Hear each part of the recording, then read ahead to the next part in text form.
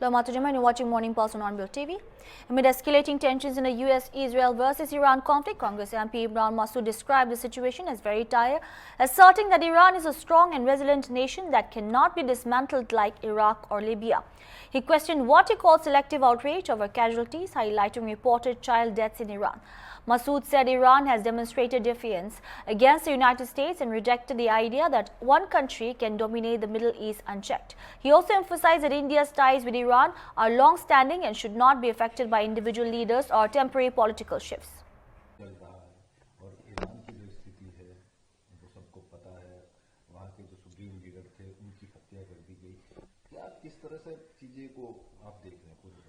देखिए, बहुत खराब स्थिति में चीजें हैं। ईरान एक ताकत है और इसको स्वीकारने में अमेरिका ने और इजराइल ने गलती कर दी। मुझे नहीं लगता कि वो ईरान का उस तरह से खात्मा कर पाएंगे जिस तरह से इराक में, लीबिया में या उन और जगहों पर वो कर पाए थे। मुझे नहीं लगता, क्योंकि वहां के हालात और वहां के लोगों का डेडिकेशन वो बिल्कुल अलग है। आपने फोटो भी देखी ईरान में स्कूली बच्चे थे लोग। देखिए क्या तमाशा असल में देश विश्व में चल रहा है। इजराइल में 2 आदमी मर जाएं तो हाय तौबा मचती है, और आप हजारों मार दो तो कोई फर्क नहीं पड़ता। क्या उन बच्चों की जान की कीमत नहीं, जिन 165 बच्चों को आपने बम मार के उड़ा दिया? उनकी क्या खता थी? उनके ऊपर कोई इंसानियत नहीं जागती, कोई मानवता की आवाज नहीं आती, कहीं मानवता की चीख नहीं होती कि वो स्कूल के बैग के साथ बच्चे चले गए और 165 कब्रें लाइन से लगी हुई हैं। इजराइल में बम गिरा, 8 मर गए, तो यहां बहुत सारे लोग बोलना शुरू कर देंगे। अब वो मिलेनियम ट्रम्प भी यूएन में जा रही हैं, वो बच्चों के लिए बोल रही है। अरे तुम 165 बच्चों को तो कल एक दिन पहले ही मारा तुमने, कातिल हो तुमने कत्ल किया है मासूम इंसानियत का। ट्रम्प कह रहे हैं कि हम लोगों ने जो है ईरान के एयर डिफेंस, नेवी। ट्रम्प का ऐसा इलाज कर दिया ईरान ने कि अमेरिका सदियों याद रखेगा। वो जो मुगालता था अपना, वो मुगालता तो ईरान ने दूर कर दिया। मिडिल ईस्ट के अंदर सारे बेस को धड़ाधड़ उड़ा रहा है। अकेला देश कितनों के ऊपर भारी है ये नहीं समझ में आ रहा है। विश्व में कौन चल रहा है उसके साथ? 2-4 देश हैं जो उसको मॉरल सपोर्ट दे रहे हैं, ना अकेला ही मार रहा है। और मर्द और बहादुरी की मिसाल ईरान बन रहा है, बहादुरी की मिसाल ईरान बन रहा है। ईरान के जो अधिकारी हैं, जो वहाँ लोग हैं, वो कह रहे हैं कि हमारा भारत के साथ जो रिश्ता था वो सांस्कृतिक रिश्ता तो उनका भारत के साथ है, था नहीं, रिश्ता है और रहेगा। केवल एक आदमी की वजह से रिश्ता खराब थोड़ी हो जाएगा। एक आदमी को अगर समझ में ही नहीं आ रहा है कुछ भी, वो इतना फाइलों से डरा हुआ है कि उसने पूरा देश ही झुका के डाल दिया। हम अमेरिका के बिट्ठू ना थे ना होंगे। भारत का अपना वजूद है, भारत की अपनी हैसियत है और भारत को उसी हैसियत में रहना पड़ेगा। वन साइडेड हम नहीं रह सकते। Ahead of the India versus England semi-final in the ICC T20 World Cup, skipper Surya Kumar Yadav's childhood coach Ashok Ashwalkar has expressed confidence in Team India's chances. He called the win against West Indies a turning point and said that the team now looks more relaxed. While praising India's strong batting lineup and Sanju's abilities to the top, he admitted that bowling has been under pressure, as added that the top order must build the innings, fielding will be crucial, and players, especially Surya, must stay focused and composed in a big tournament. उम्मीद तो है जीतने की, और जीतेंगे, क्योंकि last वाला match जो था विंडीज़ वाला, वही हमारे लिए बहुत बड़ा मैच था, क्योंकि उधर हम जीतते हैं तो आगे बढ़ना है, हारते हैं तो हमको वर्ल्ड कप से बाहर जाना है। वो बड़ा जो डिस्टेंस हमने पार कर लिया है। अभी तो हमारे लिए मेरे ख्याल से तो इजी हो जाएगा। बैटिंग लाइनअप को किस तरह देख रहे हैं? बैटिंग लाइनअप तो हमारी बहुत बढ़िया है, खाली इश्यू है थोड़ा सा बॉलिंग के ऊपर, क्योंकि वो थोड़ा सा प्रेशर में आके बॉलिंग करे थे, लेकिन अभी वो भी प्रेशर हट गया है क्योंकि हम सेमीफाइनल में क्वालिफाई कर गए हैं। तो अभी सब प्रेशर से रिलीज हो गए, तो अपना अपना हिसाब से सब अच्छा जाएंगे सब लोग। सर सूर्या की अगर बात हो, मतलब आपकी भी बात हुई उनके इस दौरान? मेरा एक ही उसको रिप्लाई जाता था, मैसेज जाता था कि बाबा तू अपना गेम खेल, अपना गेम पे फोकस करो, सब कुछ अच्छा हो जाएगा। क्योंकि गेम चेंज करके जाएंगे तो कुछ होएगा नहीं। खाली क्या है कि हमको मैच चलाना है, तो हमको शुरुआत हमको सिंगल डबल से करने पड़े। बाद में क्या है, तुम सूर्या जैसा प्लेयर जो 3-4 ऊपर के जो है वो 10-12 बॉल खेल के भी 12 रन बनाए थे, तो आगे वाले 10 बॉल में 50 तो ऐसे ही बना लेते हैं उन लोग। तो उनको इनिंग लेके चलना पड़ेगा, बिल्ड करना पड़ेगा इनिंग। सर लेकिन जो सवाल उठ रहे हैं कि जो एंकर का रोल सूर्या को है, बस वो एंकर का रोल ढंग से प्ले नहीं कर पा रहे हैं अभी। वो तो देखने वाले तो वैसा ही बोलेंगे, लेकिन हमारे नज़र से तो बराबर जा रहा है, क्योंकि हम देखते हैं क्रिकेट, हम चलाते हैं क्रिकेट, तो हमको मालूम है कैसा जा रहा है वो। लेकिन फंस रहा है किधर, तो अभी तो सब इजी हो जाएगा। क्योंकि क्या होता है कि सडनली 3-4 विकेट जाने के बाद मैं एक एंड पे जब खड़ा हो जाता हूँ और सडनली मेरे पास स्ट्राइक आता है, तो कुछ ना कुछ तो इश्यू होता ही होता है। उस दिन में वो हिट करने के लिए गया और स्क्वायर लेग पे आउट हो गया, तो अभी तो सब आसान हो जाएगा। लेकिन यूएस के मैच के बाद कहा जा रहा है कि कुछ सवाल उठ रहे हैं कि क्या सूर्य फिर आउट ऑफ फॉर्म चले गए, क्योंकि यूएस से पहले और न्यूजीलैंड के मैच सीरीज में वो अच्छा खासा रन निकल रहा था। नहीं, वो तो 20-30 रन तो आ ही रहे थे, तो उसको क्या बड़ा इनिंग को करना है मेरे को कन्वर्ट, वो तो कर लेंगे अभी। और सर संजू की उसका इनिंग तो है, सूर्या का जो 4 नंबर पे आ रहा है, तो उसको इनिंग कैरी करना है पूरा 20 ओवर तक। वो हो जाएगा तो हमारे लिए पूरा वर्ल्ड कप में बेटर रहेगा। संजू की बैटिंग में आप क्या रेटिंग करेंगे? संजू का बैटिंग तो ऊपर का क्लास था एकदम। तो मैं वर्ल्ड कप शुरू होने से पहले ही मेरा बाइट में बोला था कि संजू वर्ल्ड कप का टीम में खेलेगा और स्कोर भी करेगा, और कल उसने स्कोर किया तो मैं बहुत खुश हो गया। और सर आपने गेंदबाजी की बात आपने करी, आपको भी कहाँ लग रहा है कि लैग कहाँ जा रहा है हमारा गेंदबाजी? क्या लैक नहीं हो रहा है कि हम थोड़ा सा प्रेशर में, हम लोग जो स्पिनर जो अपना स्पिनर जो है वो जो बॉलिंग धीरे से होना चाहिए अपने विकेट पे, क्योंकि अभी विकेट पे बॉल घूम रहा है, तो उधर स्पिनर जब जोर से बॉल करेगा तो बैट्समैन के बैट के ऊपर चला जाएगा और मार खाना पड़ेगा। और 2 मैच में हमने वही देखा, तो हमको थोड़ा कंट्रोल में रह के बॉलिंग करनी पड़ेगी। और जो फील्डिंग है हमारी, कल भी आपने देखा, वो फील्डिंग पे हमको जरा ध्यान देना पड़ेगा, और फील्डिंग पे कैचेस लेने पड़ेंगे सब।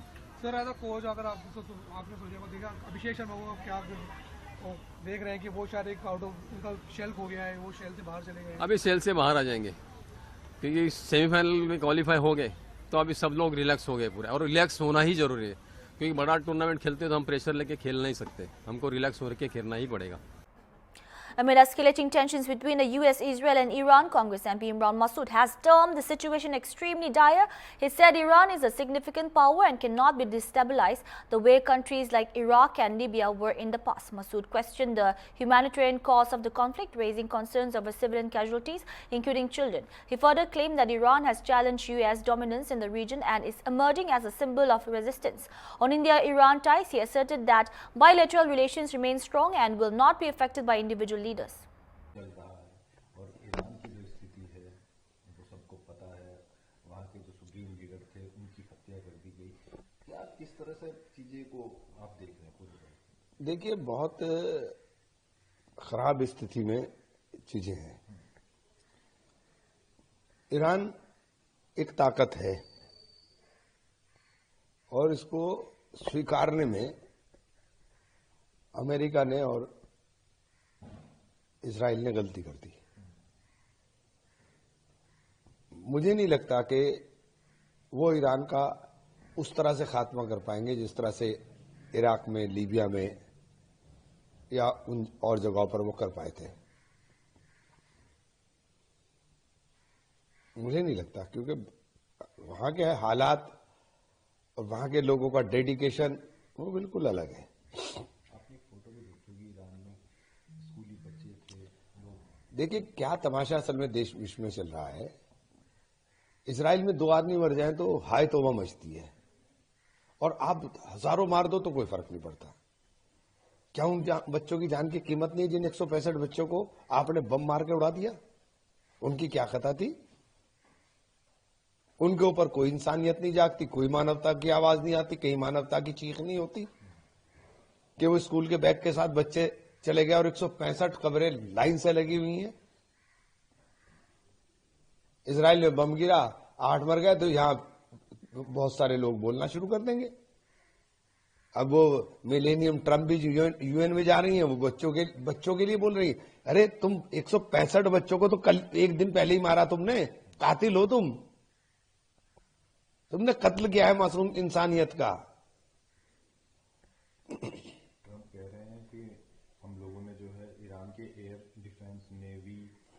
ट्रम्प का ऐसा इलाज कर दिया ईरान ने कि अमेरिका सदियों याद रखेगा। वो जो मुगालता था अपना, वो मुगालता तो ईरान ने दूर कर दिया। मिडिल ईस्ट के अंदर सारे बेस को धड़ाधड़ उड़ा रहा है। अकेला देश कितनों के ऊपर भारी है, ये नहीं समझ में आ रहा है। विश्व में कौन चल रहा है उसके साथ?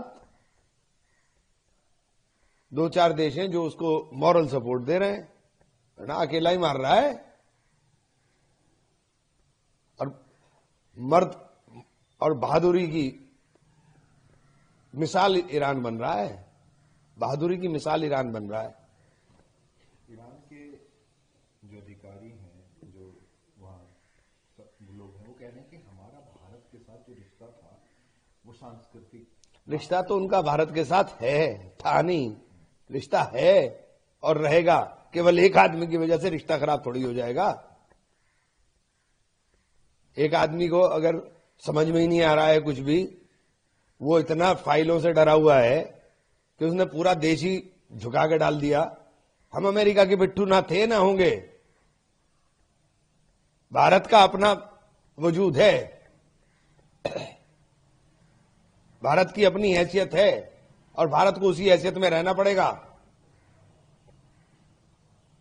वन साइडेड हम नहीं रह सकते। On Nepal's upcoming general elections, political analyst Chandra D. Pata said that country is heading into an early and unexpected poll.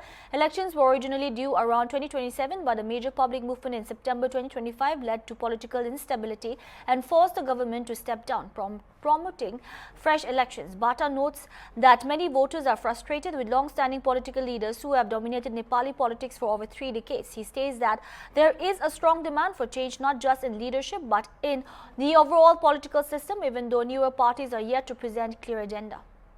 We are heading for an election. We were not really expecting this one to happen because this is not really a normal elections. Nepal was supposed to go for an election in 2 years' time, which is around 2027.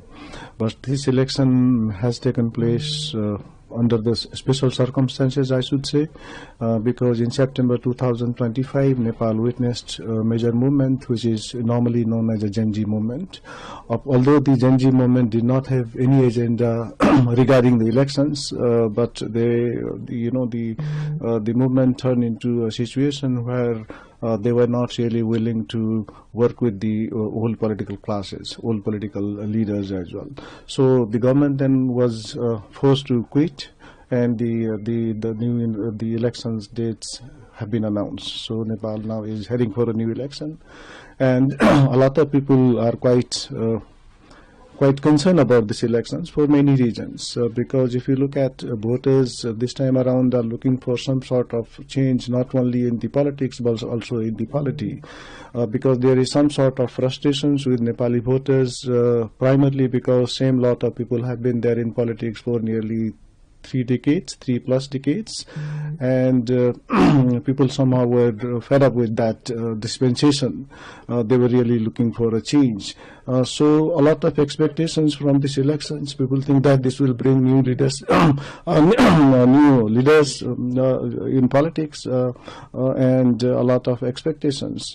So if you look at in terms of agenda-wise, none of the political parties have any specific political agendas as such, but primarily because you can say this election is fought on one issues: old political parties versus new political parties, old leaders versus new leaders.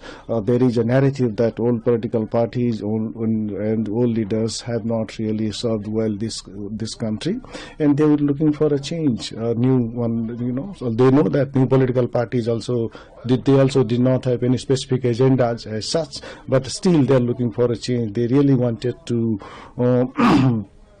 it will be too harsh for the political parties, but they wanted to punish the old political class and old political parties for the political mismanagement they have done during the last 3+ decades. When you see this comparison old versus new, one name echoes loudly, that is Balin Shah. How you see this is a political graph and what impact it? I think he has, you can say, he's become a new political star in Nepali politics, and a lot of people have expectations from his politics. You know, he was in the, before coming into the national election, he was also running the, he was heading he was working as a mayor of the Kathmandu metropolitan city. During that time, he did not really come up with any specific agendas with regard to the development of the city, but he is committed to, like, he was dead against corruptions and things like that. And people basically do not expect much from the government. They really wanted some sort of end to the corruptions and good governance to be introduced in all layers of the state mechanisms. So people think that if he comes to the power, a lot of things will change. As I said, they also don't have any specific agendas, new political parties. They are just new in name only, and they are not tested as well. But as of now, because old political parties, the way they have been running the country, is not really hopeful for the people at large. That's why they're looking for a change. So that's the scenario as of now. You had mentioned that corruption is the main issue. Yes. Other issue. Indian and Japanese troops celebrated Holi together during the annual joint military exercise Dharma Garden at the foreign trading node Chopatia. The vibrant celebration highlighted the camaraderie and cultural exchange between the two forces. The India-Japan joint drill exercise Dharma Garden is being conducted from February 24 to March 9, 2026, focusing on enhancing interoperability, tactical coordination and defense cooperation between the Indian Army and the Japan Ground Self-Defense Force.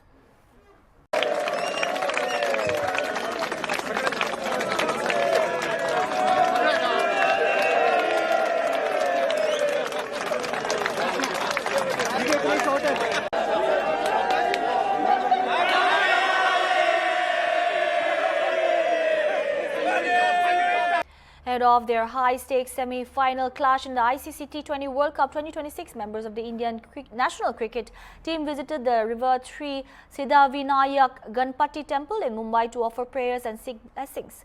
With anticipation building across the nation, the men in blue are set to face England cricket team at the iconic Wankhede Stadium.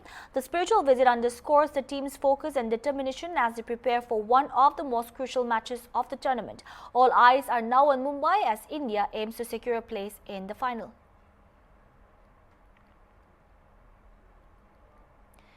New Minister Ramdas Atawale has expressed gratitude after being announced as the candidate for the Rajya Sabha elections in Maharashtra by the Bharatiya Janata Party. Atawale said that he and his community workers are deeply delighted by the decision. He credited the blessings of B.R. Ambedkar and the support of party workers nationwide for the opportunity. He highlighted that his efforts in amplifying the concerns of details, tribal farmers, youth, women and the underprivileged while promoting Prime Minister Narendra Modi's vision in Sabka Saath, Sabka Vikas. Atawale also thanked senior BJP leaders including Amit Shah, Rajnath Singh, B.L. Santosh and Devendra Fadnavis for their support, assuring that he will fulfill the responsibility entrusted to him. हाँ, तो मुझे और मेरे समाज को, मेरे कार्यकर्ताओं को बहुत बड़ा आनंद है और मुझे तीसरी बार राज्यसभा मिली है।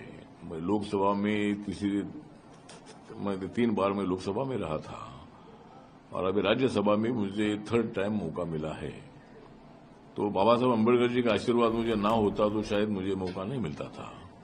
मेरे साथ जो कार्यकर्ता पूरे देश भर के, महाराष्ट्र के बहुत बड़ी ताकत से मेरे साथ रहे, इसीलिए मुझे मौका मिला है। और सबसे ज्यादा मैंने नरेंद्र मोदी जी का जो विजन है सबका साथ सबका विकास का, उसको पूरे देश भर में पहुंचाने का काम हमने किया था। दलित है, गरीब है, आदिवासी है, हमारे झुग्गी झोपड़ी में रहने वाले लोग है, बेरोजगार है, विधवा महिलाएं है, किसान है, ऐसे तमाम लोगों के लिए मैंने आवाज उठाई थी, मैंने काम किया था।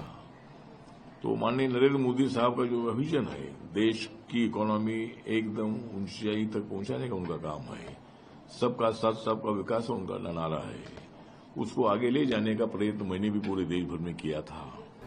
और मुझे मेरा पार्टी बाबा साहब की पार्टी आरपीआई बढ़ाने का भी मौका मिला था। तो बीजेपी ने जो अपने 4 लोगों का उनका कोटा था उसमें से एक आरपीआई को सीट दी है, मुझे दी है।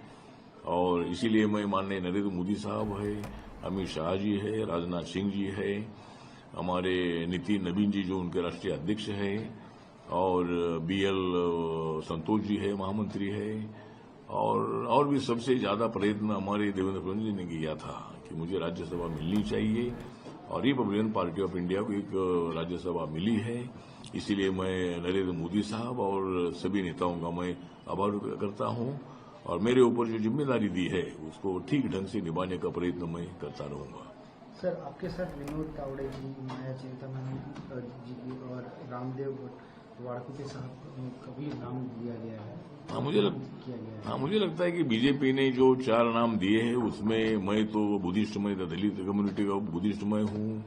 उसके साथ साथ विनोद तावड़े जी जो है वो मतलब हमारे मराठा कम्युनिटी के हैं। एक जो मैडम हमारी है नागपुर के माया चिंतामण जी, माया चिंतामण इरनाते, माया चिंतामण इरनाते जी और रामदेव वाड़कुटे जी, वाड़कुटे। और दूसरी हमारी माया चिंतामण इवाते वहां की कारपोरेटर भी नागपुर की, और वो आदिवासी कम्युनिटी की है। तो और दूसरे जो हमारे चौथे कैंडिडेट वो ओबीसी के कम्युनिटी के है। तो एक दलित बुद्धिस्ट को उन्होंने मौका दिया है आरपीआई को, एक मराठा विनोद तावड़े जी है, एक हमारी जो मैडम हमारी श्रीमती माया चिंतामण यूनाते जो ट्राइबल कम्युनिटी की महिला है। तो एक महिला को भी मौका दिया है और आदिवासी महिला को मौका दिया है। एक विनोद तावड़े जी मराठा का कम्युनिटी के है, और अमराव वड़कुले जी ये ओबीसी कम्युनिटी के है। तो ऐसे चारों लोगों को जो मौका दिया है। तो भारतीय जनता पार्टी का सबका साथ सबका विकास हुई है, लेकिन सबका साथ है इसीलिए सबका विकास है। और इसीलिए सभी वर्गों का ध्यान रखने का प्रयत्न नरेंद्र मोदी जी, अमित शाह जी ने किया है। और इसीलिए मतलब महाराष्ट्र के 4 नाम तो हमारे है, एक आरपीआई को सीट तो उन्होंने दे दी है। तो इसलिए हमारे समाज के तमाम लोगों को बहुत बड़ा आनंद है। और मुझे देश भर से 18-20 राज्यों के लोगों के मुझे फोन आए, और उन्होंने अनेक क्षेत्र के लोगों ने मेरा अभिनंदन किया है। तो मुझे लगता है कि एक बहुत ही अच्छा निर्णय हुआ है, और मैं अच्छा काम करता रहूंगा। धन्यवाद। That's all we have for now. Keep watching Hornbill TV.